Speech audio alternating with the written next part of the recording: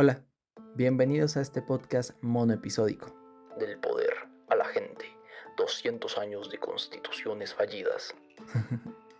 Donde exploraremos los momentos clave de un tema bastante fundamental para entender la historia de Colombia, la evolución de su constitución.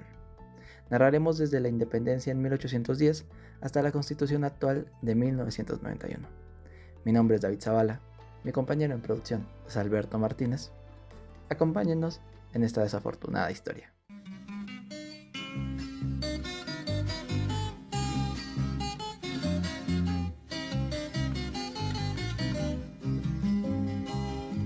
A mí deme un aguardiente de caña, de las cañas de mis valles y el anil de mis montañas. Comencemos ahora sí por el principio.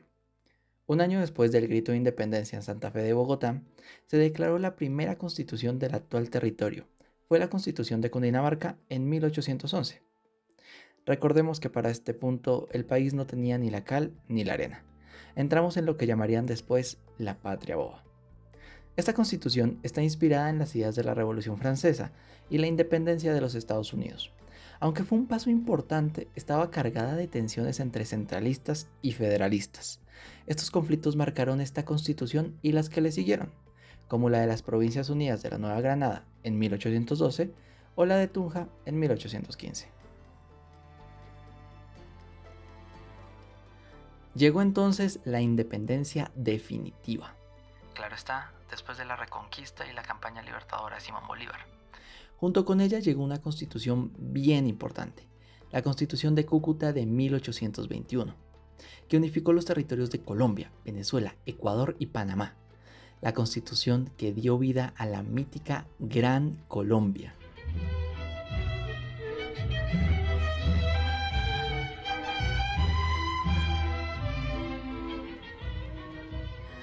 Más mítica que grande, ya que 9 años más tarde se desunificaría y entraría a regir otra constitución.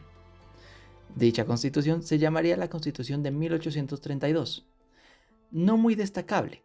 Lo único bien destacable es que fue una constitución que radicalizó el centralismo, lo que le daría pie a una constitución más recordada, la Constitución de Río Negro.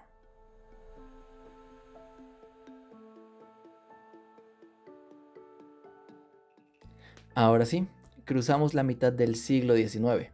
Federalismo versus centralismo. Tanto así que para este punto ya se habrían creado los partidos conservador y liberal. Así es como, para 1863, la Constitución de Río Negro llegó y representó el auge del federalismo, una constitución plenamente de izquierda, otorgando un alto grado de autonomía a los estados y garantizando libertades para la libertad de prensa y la libertad de culto. A pesar de sus logros para con la democracia, esta descentralización debilitó al Estado gravemente, lo que llevó a su reemplazo en la más que recordada Constitución de 1886.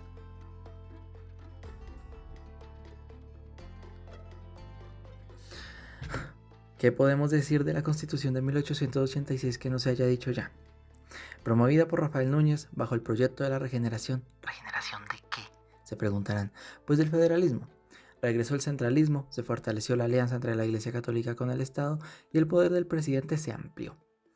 Esta constitución es la más longeva en la historia del país, permaneciendo vigente por más de 104 años. Dicho eso, debemos recalcar que esta constitución, parte de su éxito fue la intención de construir por primera vez una nación.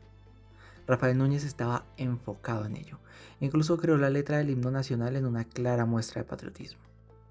No podemos decir que al final haya cumplido ese objetivo, pero sí que desde entonces los proyectos constitucionales han estado marcados por la intención de unificar el país bajo una identidad definida.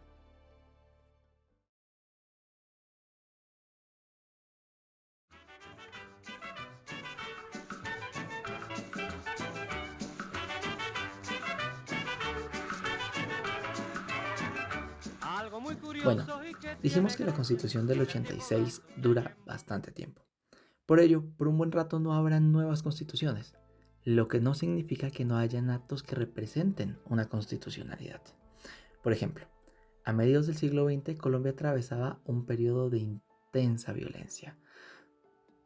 conocida justamente como la violencia, con V mayúscula, que enfrentaba a los liberales contra los conservadores. En respuesta a esta crisis se creó el Frente Nacional en 1958, una idea que era más un acuerdo entre los partidos políticos para alternarse el poder y así poner fin a la violencia tan sistemática que se estaba llevando a cabo. Este pacto político logró cierta estabilidad, pero también excluyó a otros movimientos políticos, lo que fomentó el crecimiento de grupos guerrilleros que tendrían consecuencias más adelante. Pues nosotros los jóvenes estamos convencidos de que Colombia tiene un futuro mejor y somos capaces de lograrlo. ¿Está diciendo usted que puede nombrar dirigentes mejores que los que hay? Claro, dirigentes más capaces y que realmente representen. Entonces, ¿cómo alcanzamos ese futuro mejor? Mediante el cambio de actitud política, cuando el pueblo sea el protagonista de nuestra democracia. Finalmente, con estos antecedentes llegamos a uno de los momentos más importantes de nuestra historia reciente, la Constitución de 1991. Esta Constitución nació de un movimiento estudiantil conocido como la Séptima Papeleta, la cual demandaba la necesidad de una mayor inclusión, mejor democracia y la desmovilización de movimientos guerrilleros. Así, a través de un plebiscito nacional se convocó una Asamblea Nacional Constituyente, es decir, un ente que crea una nueva constitución. Con esta reforma se establecieron mecanismos como el referendo y la tutela para proteger los derechos ciudadanos. Además, la nueva constitución reconoció los derechos de las minorías étnicas y los derechos colectivos, reflejando la diversidad de la sociedad colombiana. Esta constitución está reconocida como una de las mejores en Latinoamérica, principalmente por su pluralidad. Aquí en esta constitución tenemos algo llamado los derechos fundamentales, un anexo nuevo en la constitución que busca justamente crear identidad nacional, igual que lo hizo la constitución de 1886. Uno de los que, a nuestro parecer, es un artículo que constituye un objetivo nacional muy claro es el artículo 22. Cito: la paz es un derecho y deber de obligatorio cumplimiento.